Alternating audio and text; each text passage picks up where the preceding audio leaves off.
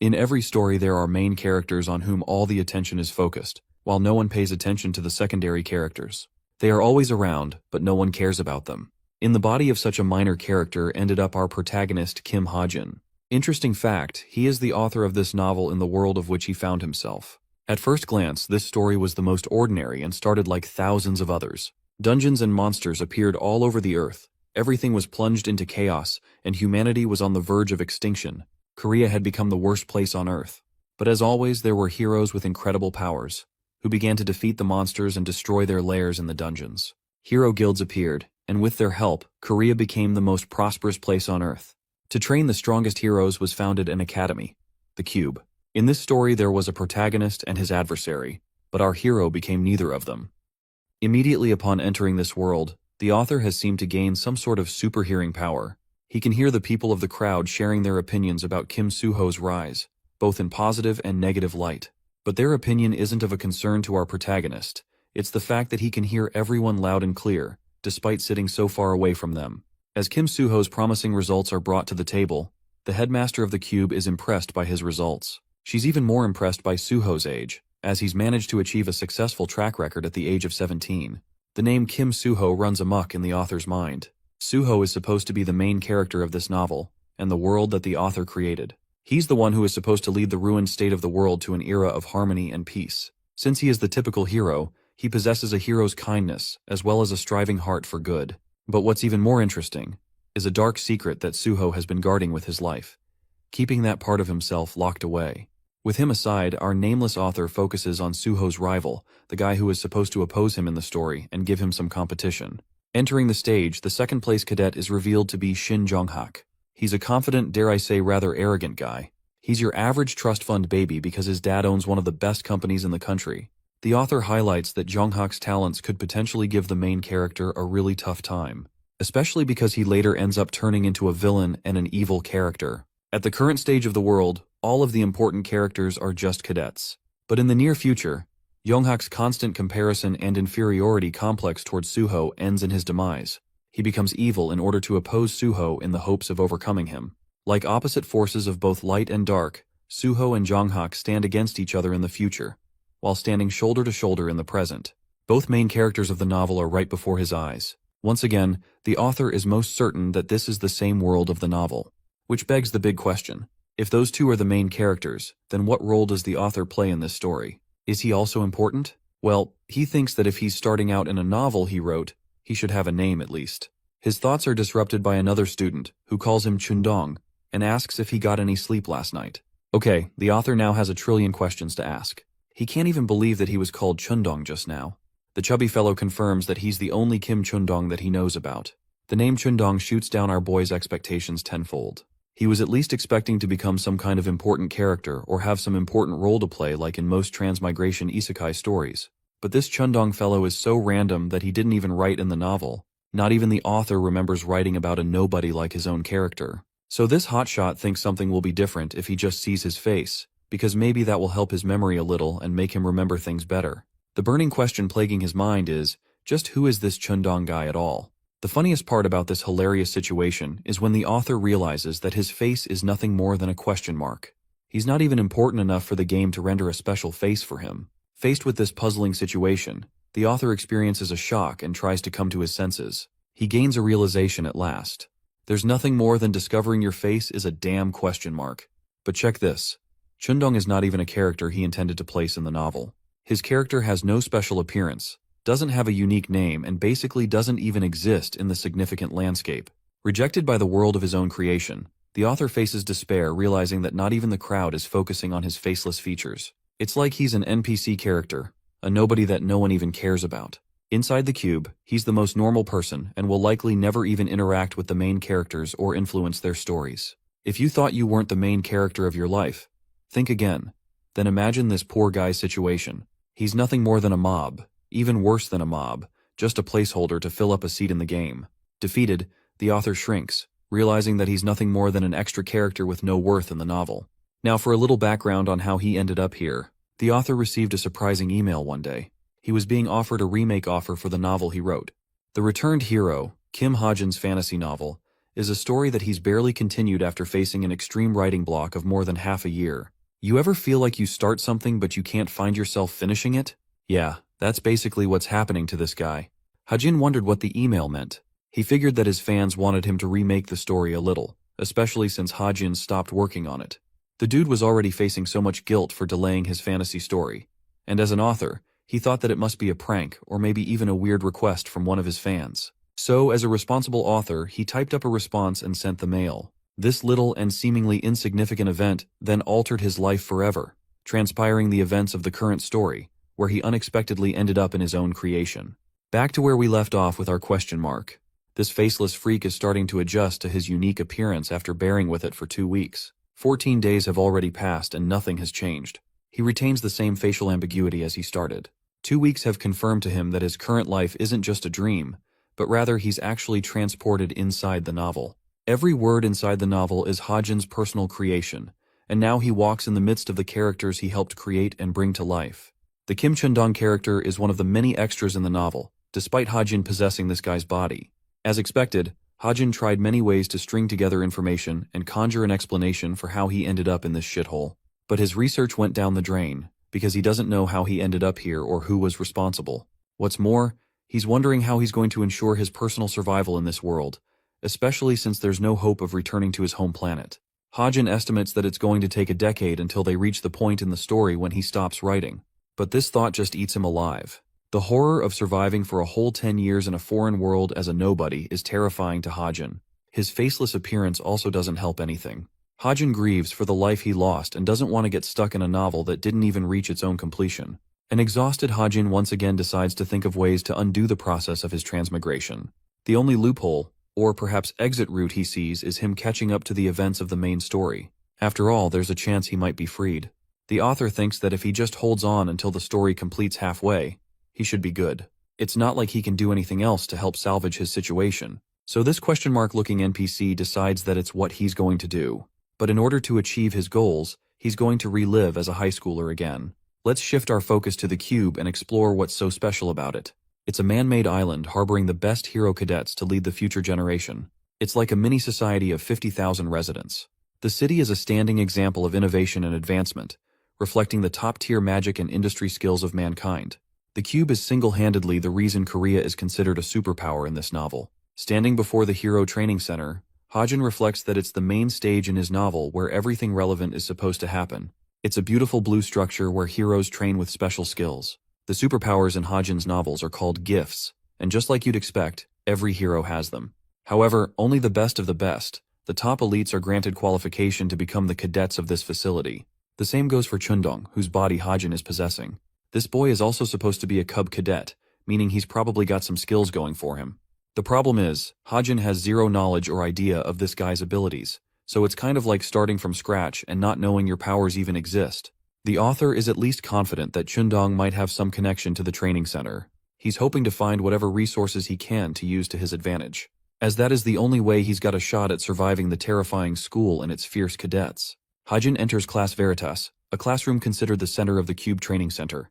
This place has everyone: the good, the bad, the cute, and the ugly. There's Jonghak and even the main character of the novel, Suho. Soon, most of these characters will have their own objectives and run into different events, which will cause many things to happen.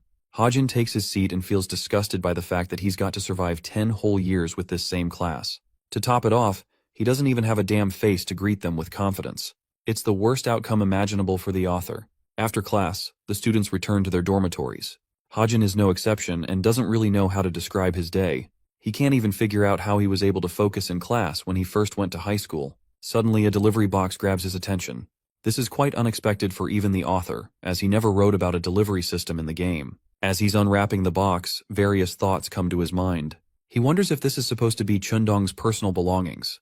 To his utter shock, it's Hajin's own laptop. But this doesn't make any sense to even him. An object like this shouldn't exist here. The laptop kickstarts and a system screen begins syncing him. Hajin drops his laptop in panic and finds the system screen alerting about his synchronization with Chundong. The system downloads all of the necessary settings and presents him with a bunch of stats like strength, intelligence, and even things like luck. What's more, they're the exact settings that Kim Hajin wrote himself. Many questions strike his mind, but before he's able to collect his thoughts, His body morphs as the synchronization finally reaches its completion. The screen goes blank before alerting Hajin that he has achieved setting intervention ability. The faceless Chundong's body transforms into Hajin's real body, completely resetting his stats. Hajin's reality has been reset once again. This time, what he sees in the mirror is an actual face, instead of the mockery that he received by seeing a question mark appearing. But this is where things get even trickier than before. Tens of system screens are popping up out of nowhere and Hajin doesn't know what they mean. The system confirms his synchronization process. He wonders if this has something to do with a special process called enlightenment. You see, enlightenment is an awakening that happens once a person surpasses their limitations. That's what it's called in this world, and Hajin knows because he wrote the ability. After the enlightenment ability, one's gift, superpowers, skills, are all transformed into a digital format. This way, the person can access them with ease. The real kicker is the growth experienced by his body. Hajin will be allowed to become way stronger now that he's received a taste of enlightenment. In normal words, Hajin can see his status window, which has a bunch of different points and talks about his abilities. One of his powers is the observation skill, which is pretty basic. The same goes for his second skill, reading. He also has stats showing up for him, although they're not remarkable and pretty tame. Hajin decides to inspect each status screen one by one. The most interesting one is the synchronization tab, which transformed him from Chundong to his original body, causing a reset. What he sees on the screen is beyond his imagination.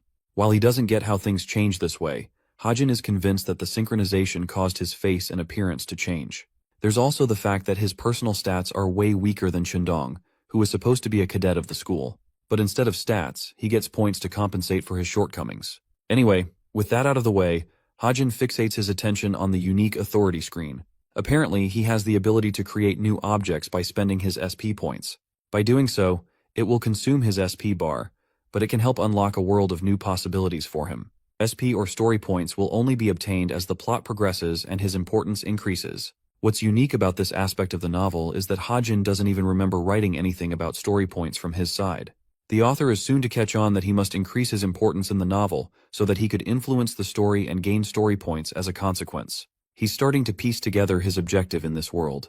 The reason he's getting access to his laptop as well as the status screens is because this man is supposed to go through hell fighting monsters and eventually influencing the main storyline.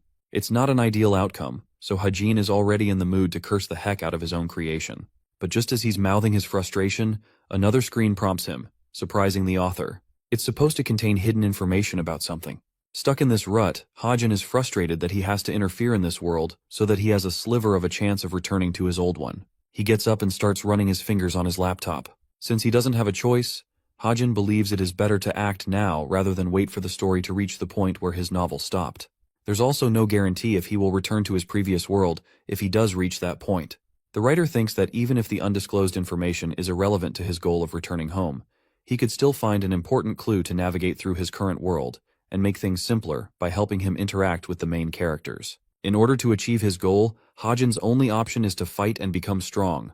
He starts investing his points so that he could outlast the story and whatever is supposed to unfold. Speaking of leveling up and increasing points, Hajin explains how his novel doesn't really have the concept of growing one's stats freely. The leveling up shit show that happens in every other novel doesn't happen in this one.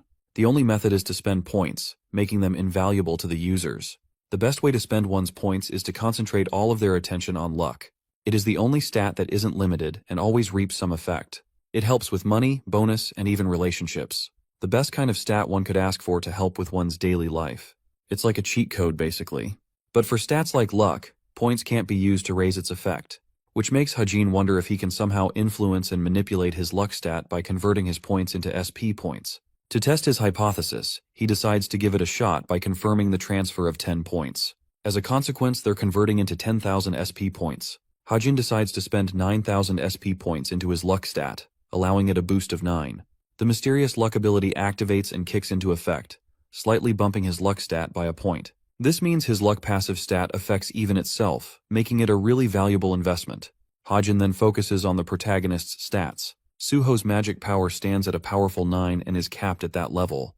Hajin has just surpassed that barrier by increasing his luck stat to 9.1. As for the rest of his story points, he decides to focus on perseverance to help him survive the harsh training of the facility. Thanks to Hajin increasing his luck stat, it also helps with significantly boosting his perseverance ability when he boosts it with points. He's already feeling grateful for its effects as the investment is showing promising results. Suddenly, the system glitches and issues him a warning screen. His tampering with probability has caused an error to occur. Since Hajin was basically cheating the system creates a restriction to prevent this loophole. He can no longer manipulate his abstract stats with story points. The author is a little peeved that he was hit with a restriction like that, because otherwise he would be too overpowered. Hajin realizes that he has hit a wall with his gimmicks. But still, he managed to increase both luck and perseverance to a high level, which should be enough for him to overcome many obstacles in the story. A thought crosses his mind. He gained 10,000 story points for being a novice. Those points can be used pretty sparingly. Hajin wants to put more thought into what he's going to invest them in, so for now, he decides to keep them aside. The next morning he shows up in his class. Their professor gives them an introduction. Kim Soo-hyuk will be acting as their instructor for the next year. He's globally recognized as one of the most capable heroes, notably standing in the intermediate grade 5 rank in the association. Concluding his introduction, the man alludes to his point. He mentions how the institution known as the Cube isn't just a fancy place for the cadets to enjoy as they please. Its most reliable indicator is the student grade, which means failing to achieve them and uphold them to a standard will end up with the cadet getting kicked out. It's also not easy to just maintain one's grades, as only half of the cadets will even manage to survive the program without bailing. The institution strives and cultivates the next generation of heroes, so their category for judgment will also be harsh.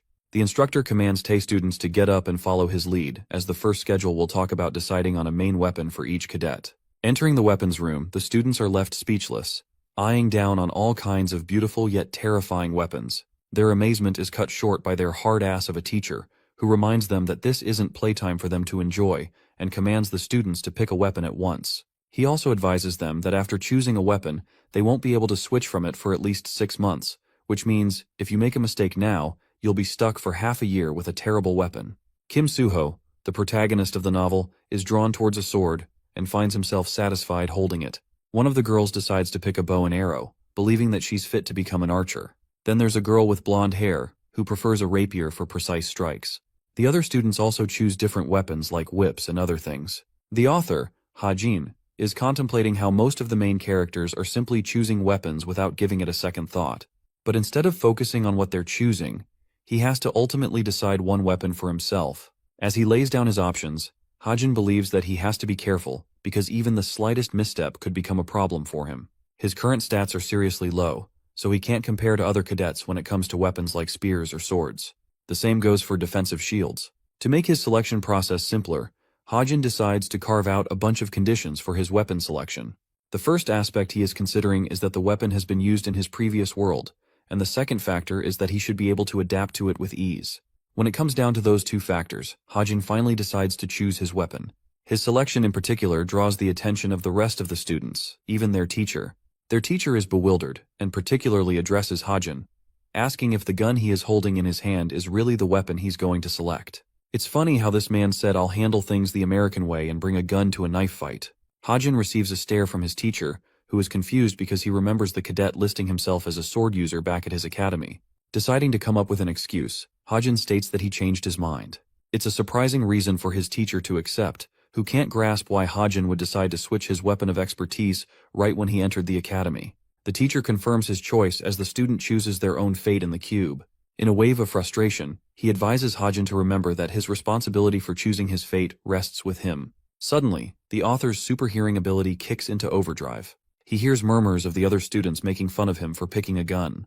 None of them can comprehend his reason for using a firearm in an academy that is supposed to bring up elite heroes. Some of them even wonder if they should advise him during combat practice, taking him for an attention seeker and nothing more.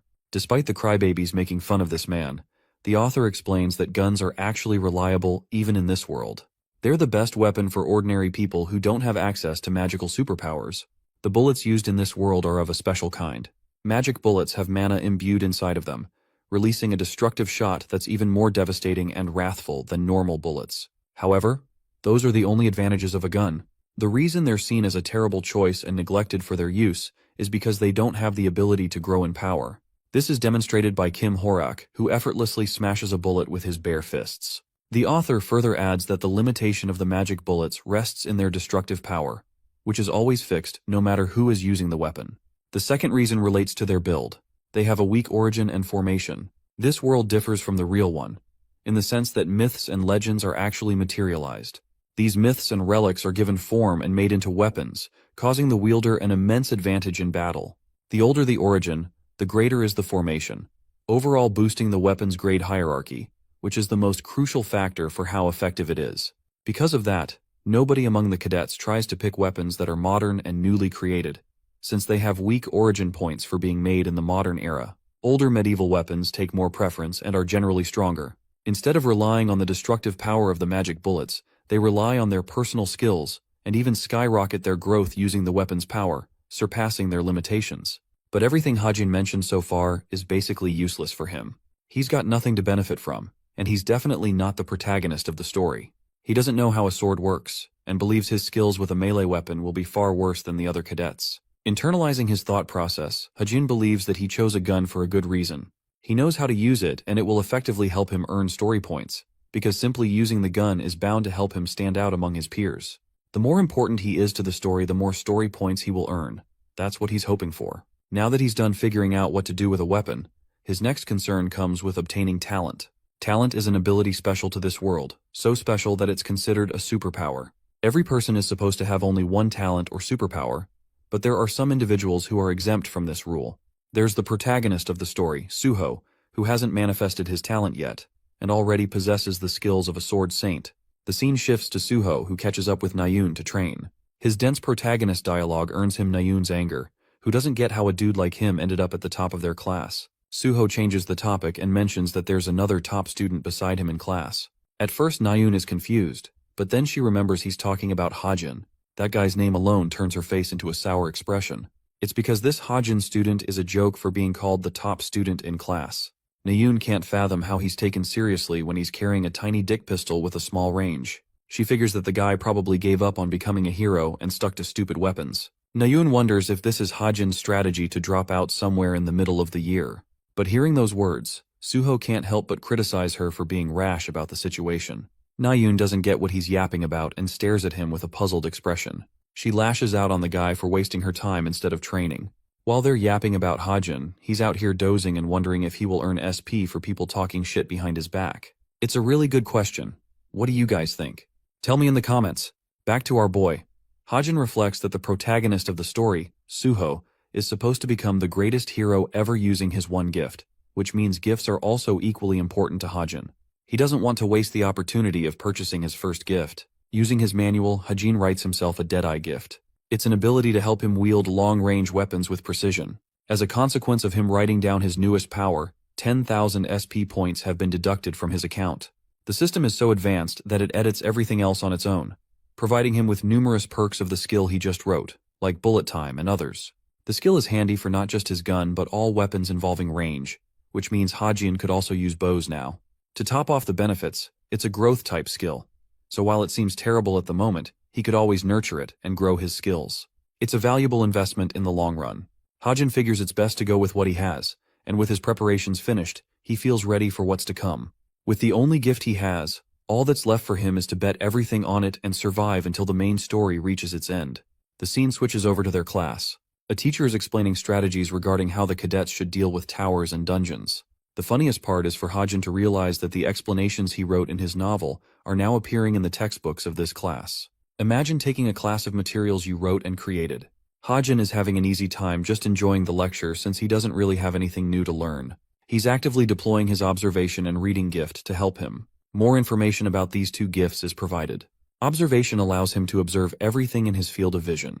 He can see through things and even read stuff from his laptop without having to waste effort. The teacher instructs them to review the contents of the lecture since their written exam is supposed to begin soon. Nayun gets fired up in frustration. She's bored to death and really can't stand the lecture. Suddenly, Class Veritas is interrupted by someone who instructs the cadets to show up at the plaza. Hearing this, Nayun is excited she gets to escape the boring lecture. It's finally time for practical training, a subject that our boy Hajin isn't looking forward to. Arriving in the training arena, the teacher explains how everyone should already know about the contents of the class. First, they will make teams of 4 cadets each, consisting of 2 warriors, a sharpshooter, and finally 1 support warrior. Further, these teams will remain the same until their mid-semester exams come around. All teams are supposed to be balanced between the high-ranking and low-ranking cadets for a fair competition. The instructor tells them to go and find their teammates at once. Hajin glances at the status board, shocked to note that he's neither in Suho's team or Nayun's. Worst of all, he's stuck in a team with the one person he didn't want to pair up with. The person in question is Yeonha, drawing a surprising look from his face. Things are unraveling exactly like in the novel. Many main characters were written down specifically to interact with the main character of the story, causing events to transpire and forward the story. However, among those characters, Yeonha is the most special. She dons a beautiful purple hair, and is simultaneously the top favorite cadet of Korea's best guild, the essence of the straight. What's more, she's the successor of the Yu family, so her family background is pretty strong too.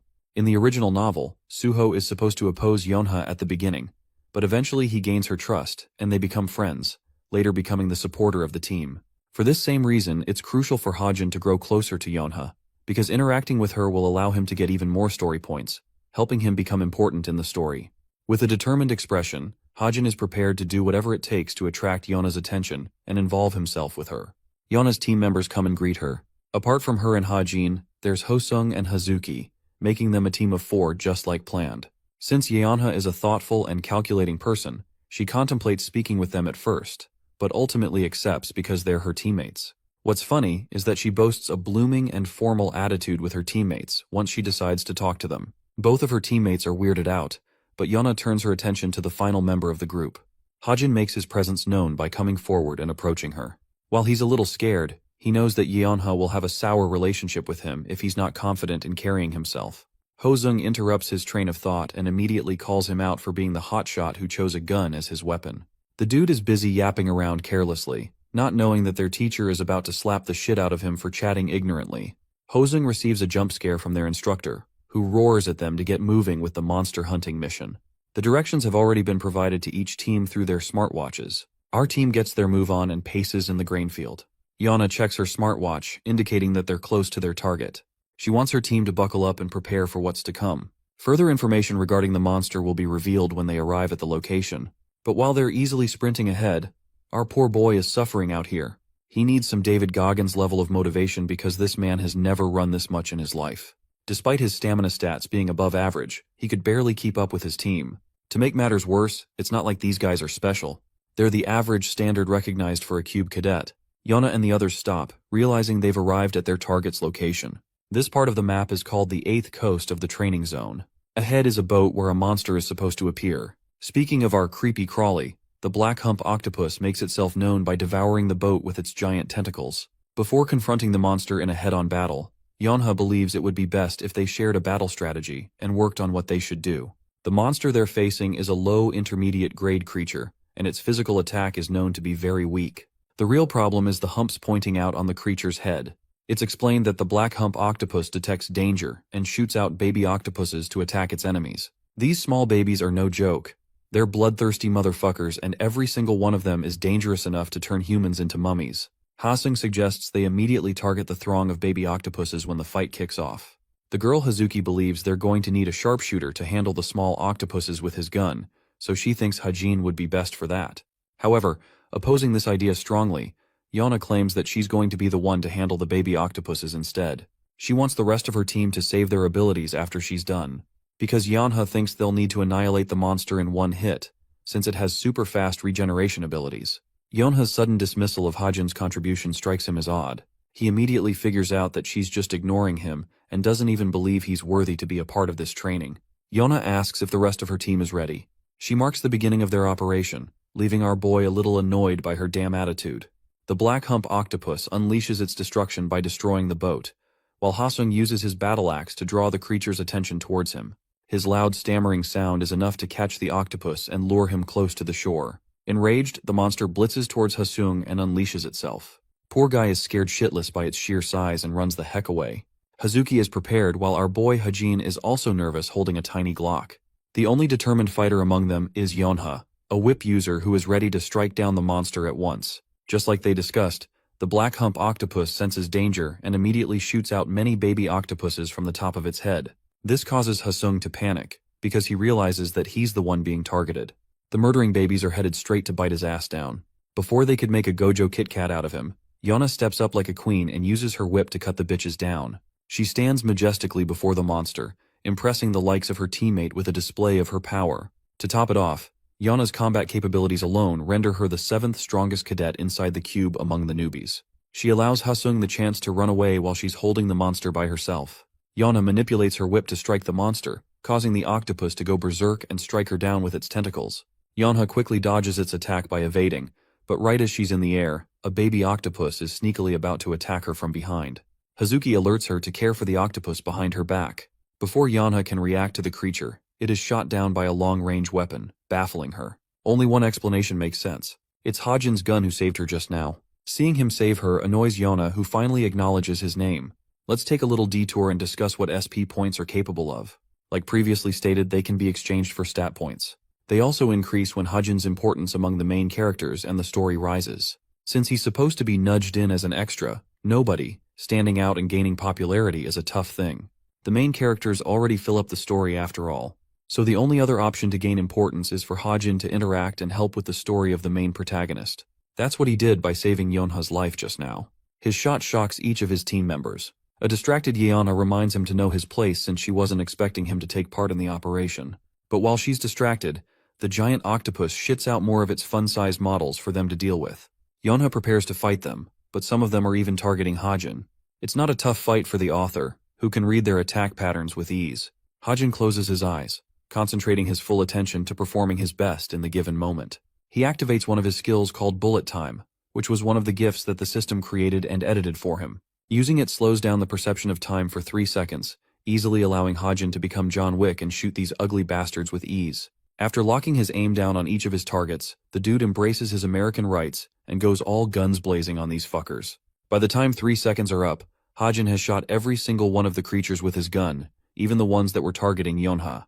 The duration runs out, unleashing his bullets to fly away and zap each of the octopuses to paste. Now, Yonha senses the opportunity to strike the giant octopus's head. Unleashing her whip, she binds the humps and commands her team to strike. Hasung and Hazuki make their move, unleashing Magic Liberation Strike and slaying the monster in a powerful joint attack. The black hump octopus is defeated at last, with its ugly brains hitting the shore. An exhausted Hajin crashes down, in typical anime character fashion. After that, their team's collective results are calculated, allowing them a clearance time just underneath 1 hour. It's far from the best, but it still earned them 16th place in the ranking board. With that, the first monster round has been cleared. The total time spent eliminating the monster lands them the 16th spot among the 100 teams. Yonha is shocked to see this. Their fight was recorded via a drone device for monitoring purposes. They can use that data to analyze their mistakes and improve in the future. While 16th place is an accomplishment, to Yonha, it's a terrible score. She was looking for something higher. She's even more jealous that Nayun casually acquired a higher score than her in individual and team performance, ranking her the 4th out of the 100 teams. While she intended to increase the gap between their families, Yonha can't believe she's so far behind her. Then there's Jonghak, the arrogant punk who seems to have a liking for Nayun and keeps staring at her from afar. Now pissed, Yonha gets annoyed and approaches Nayun with her unbridled rage. But in a funny turn of events, she acts all buddy-buddy with her like a fake friend. She tries to extract information regarding Nayun's performance and her team. The girl is still annoyed that they got 4th place, since she was looking forward to beating Yonghak at the minimum. Yonha confesses that she earned 16th place. Her expression is a calm and stoic face on the outside, but on the inside, she's chewing her brains out, angered beyond hell. But Nayun is rather amazed that she acquired 16th place with a loser like Hajin on her team. After all, she thinks he must be the reason they were stuck behind a low ranking. But Yeonha knows the truth. The reason she was treating him like shit is because they took 50 minutes to travel to their location because of our boy's shit stamina. If only he was faster, they could have arrived in 10 minutes and completed the mission faster. But apart from that, his performance has been impressive to her. He significantly helped in the monster battle they faced. Yana keenly remembers how he shot down every single one of the baby fuckers with his gun before they could even reach them. Yonha ponders if an achievement like that is even possible with the use of regular magic bullets, since Hajin's accomplishments seem effortless and strong. All of a sudden, from having no interest in him, Yonha is now curious about the man's true identity. As for our boy Hajin, he's just gotten done working out. I bet he must be steamrolling himself to get better stamina after what happened back there.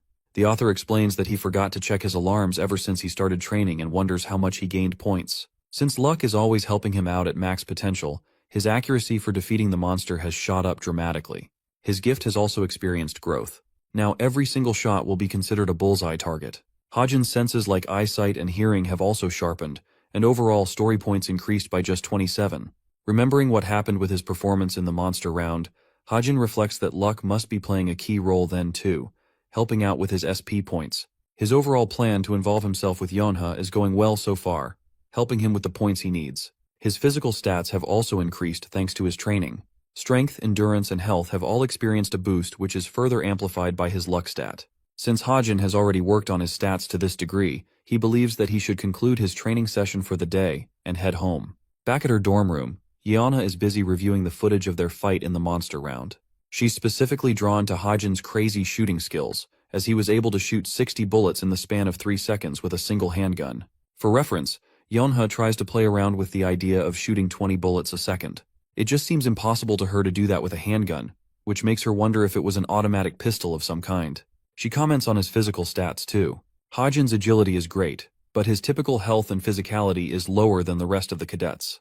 To top it off, he switched weapons out of the blue at the weapon selection. Yeonha's sharp senses are telling her that something is wrong. She doesn't even remember this guy from the military academy either. While she's contemplating, Yeonha receives a message from Jong-hak, who she seems to find as a love interest. She tells him that she's busy analyzing the footage.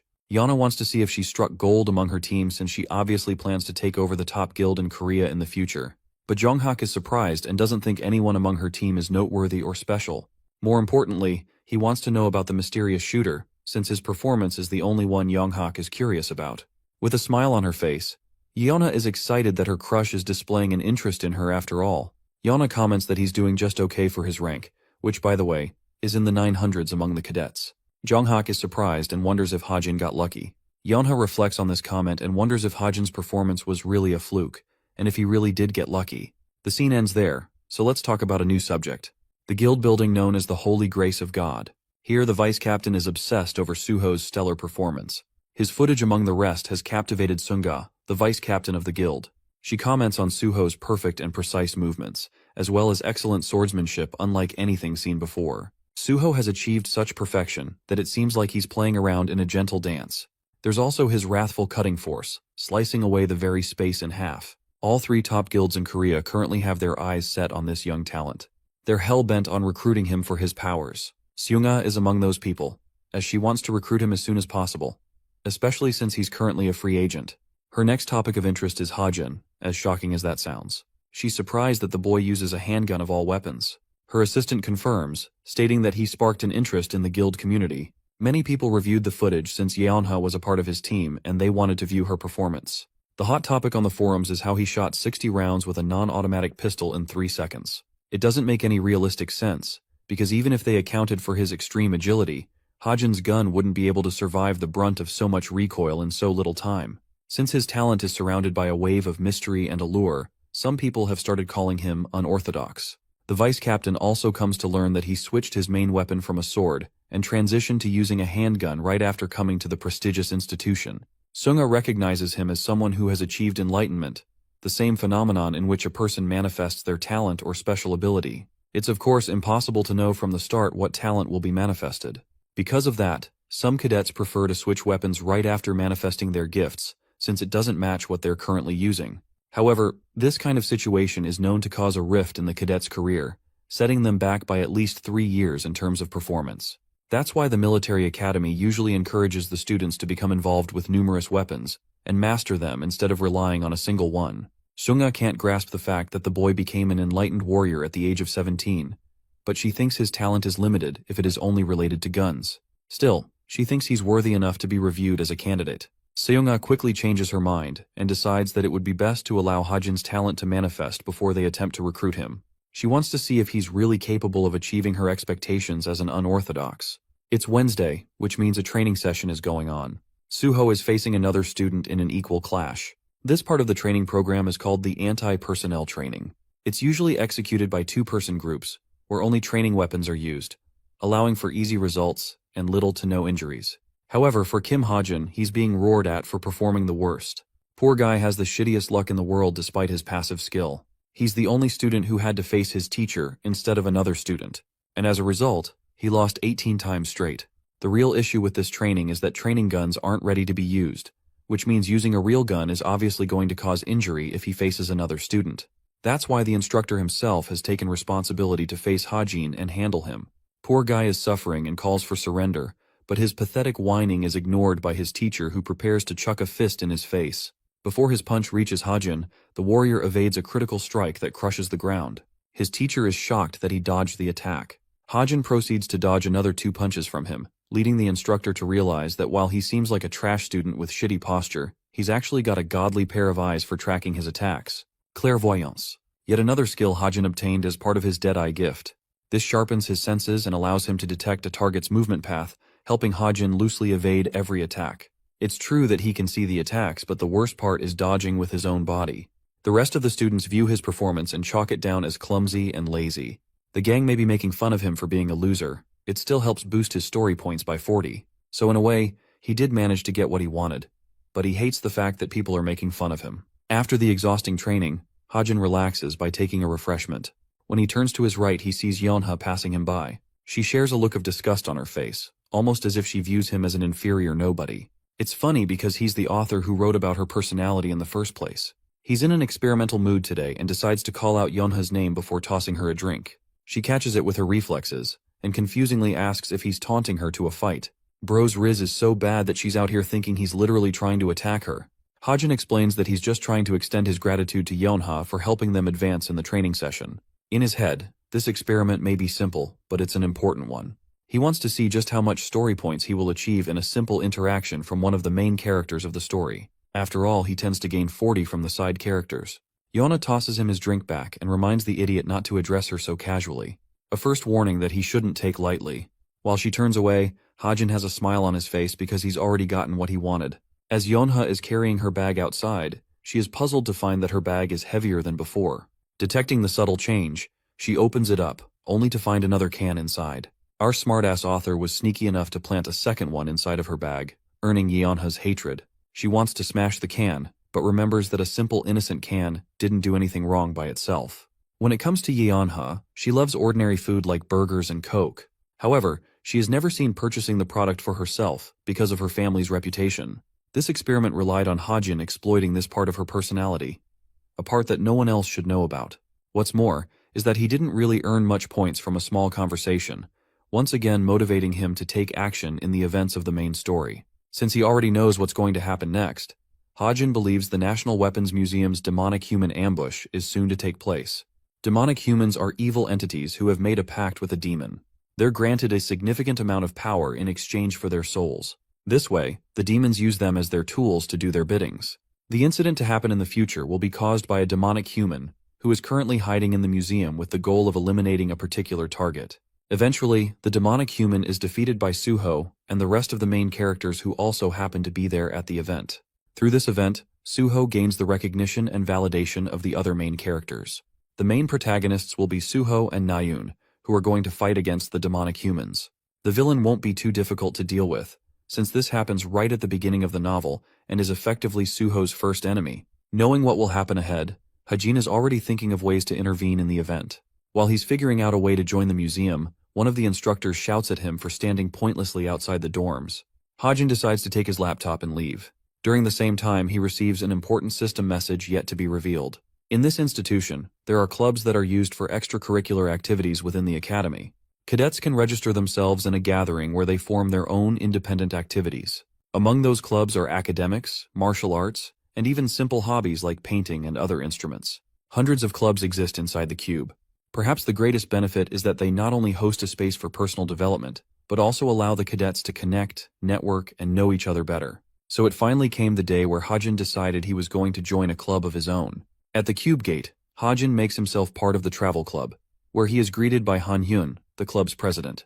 He's excited to welcome many club members from the first years. In fact, when receiving the applications for the first time, Han Hyun couldn't believe what he was reading. He's been blessed with amazing cadets after all. Han Hyun welcomes them aboard once more and highlights the goal of their club. The goal is to rest, which sounds simple enough. They can access a portal up to twice a month to travel outside of the cube. For their first ever orientation, Han Hyun states that they'll be visiting a nearby location. That location is none other than Seoul, the capital of Korea. The author processes his thoughts, realizing that a trip to Seoul should be easily managed if they just made groups of 2. So far, nothing has changed from the novel. Hajin glosses over his objective for the day, which is to take part in the first main story arc, called the Seoul Weapon Museum. When he's there with some of the main characters, Hanjin will attempt to manipulate the story from his side. The club president instructs them to go on ahead and draw lots, which actually catches Hajin's attention, as he never intended the group formation to be this way in the novel. Still, it doesn't bother him, since this guy could care less and move on his own when it comes to his group's partner. Lo and behold, you'd be surprised, but he ended up pairing up with Yeonha of all people. Yeonha, being herself, emphasizes with caution that they should just move on their own. Hajin is okay with that and leaves her to her business. Before leaving, Yeonha turns around with a lethal look on her face. The face that screams, "I will fucking kill you if you ever talk to me casually one more time." This being his second offense, Hajin receives his final warning as Yeonha isn't planning on letting him off next time. The guy simply accepts his fate and moves forward. The scene shifts to the National Weapons Museum, which is supposed to be the center stage for the first arc of the story. It's the largest exhibition hall of weapon replicas across the entire country. While it's a remarkable place, Hajin is breezing through the crowd with disinterest. He spots Nayoon to his left, who seems to be obsessed with a particular weapon. Since Nayoon is close by, Hajin realizes that the main protagonist of the story must also be near him. Suho is just up ahead observing a weapon on his own as the main protagonist of the novel. Hajin attempts to spark conversation with him and asks if he's checking out the seven-branched sword. He also introduces himself at the same time, which reminds Suho of who he is. He keenly remembers him as the sharpshooter who joined the travel club. Hajin reflects on Suho's personality, as he was written to be strong and handsome with a good heart. Oftentimes his very own readers left the author hate comments for making an unrealistic and cheesy character. Damn, I guess haters keep hating. All of a sudden, Suho claims that there's a gun exhibition close by, and he's interested in checking it out with Hajin. While Hajin accepts his idea, he thinks their meeting at the gun exhibition won't even happen because of what's to come. From out of nowhere, the museum goes red and a transmission sounds the warning of monsters appearing right outside the museum. The appearance of monsters strikes fear in the hearts of the civilians. Their excitement turns to horror as they all begin to panic and frantically start looking for an exit.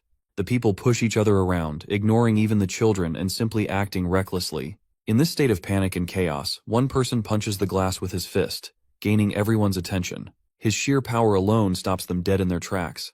Even Suho is shocked when he finds out that Nayoon's the one responsible. She tells everyone to calm down as the museum's reserve hero will be here soon to combat the threat. Using this opportunity, she snags the bow from the exhibition and reminds everyone that they'll just be living targets for the monsters if they rush outside. But her reckless move causes the security systems to go off, entrapping them all in place inside. She tells everyone to grab a weapon, since they need a way to protect themselves until the real heroes show up to confront the threat. Suddenly, Nayoon senses the presence of a dangerous man in the distance and prepares herself. This man radiates a dark energy of red. His face and violent aura confirms that he's a demonic human who is responsible for this devious plan. Hajin reflects that this demonic human is called the Dog of Lucius, who becomes a villain that is pivotal for Suho's growth in the story. The demon unleashes its claws, preparing to cut Nayoon down. But right as he's distracted and focusing on what's ahead, Suho uses this moment to jump him from behind with his seven-branched sword. His sword is about to slice the demon clean, and the events of the main story still haven't changed. It's destined for Suho to defeat this demon with ease, but for some shocking reason, Suho is wiped away in a devastating attack. His body suffers a terrifying blow from the villain, and flops to the ground, right before Hajin's eyes. The author is expressionless and speechless. This wasn't supposed to happen after all. Suho's body is on the ground, just a few moments away from Hajin, who can't figure out what happened. Clearly the story he wrote himself wasn't supposed to happen like this. Suho was supposed to win, and even though he would have struggled in the beginning, he still has the power to completely annihilate the demonic human. That's what he thought was going to happen, but it didn't. Suho's easy takedown causes Nayoon immense worry as she screams his name. Coughing blood, he's barely capable of standing. Hajin knows that his condition is in grave danger, and he certainly doesn't have enough time to recover from this monumental setback. The demonic human approaches Suho with his menacing energy, preparing to finish him off. Nayoon struggles to come up with a plan and speedily launches her arrows right in his face. But this guy is such a tank, he eats that shit in the face like it's his lunch. A confused Nayoon relentlessly tries to shoot him down, but nothing works, as he seems to be invincible against her arrows. Knowing that none of her arrows are having any effect on him, Nayoon's face succumbs to despair. Her confidence wavers, and she simply can't fathom what's happening. What's more is that the demonic human isn't even using a special talent or skill to block her arrows. No, he's just taking it with the brunt of his body. That's just how strong his physical stats are. Hajin senses danger for Nayoon, as she's being approached by the enemy. The demonic human releases its claws, aiming right for her face. It seems like the end for Nayun, right until Suho jumps back into the fight with a kick in the face. Thankfully, he was able to get up with Nayun stalling for time. Before they can even catch up with each other, Suho is sent flying, barely being capable of blocking the dark energy wave with his sword. The demonic human then surprises Suho by entering a transformation state, engulfing himself with his shadowy aura. His strength becomes so overwhelming for Suho that he is taken down immediately. Nayun starts shooting the demonic human from behind in an effort to delay Suho's demise. Turning his attention back to her, the monster releases a giant claw targeting Nayun's face and smashing her into the wall. Everything that Hajin is witnessing before his eyes is the definition of a disaster. He's horrified by the reality that either of them could die at this point. Now that he's seen 2 instances of his novel going against the script he wrote, Hajin can't figure out what's causing things to change so much in the main story. He kicks open his laptop in an effort to help salvage the situation. Hajin gathers his bullets with his wavering confidence, realizing that he won't be able to injure the demonic human with his mana bullets at all.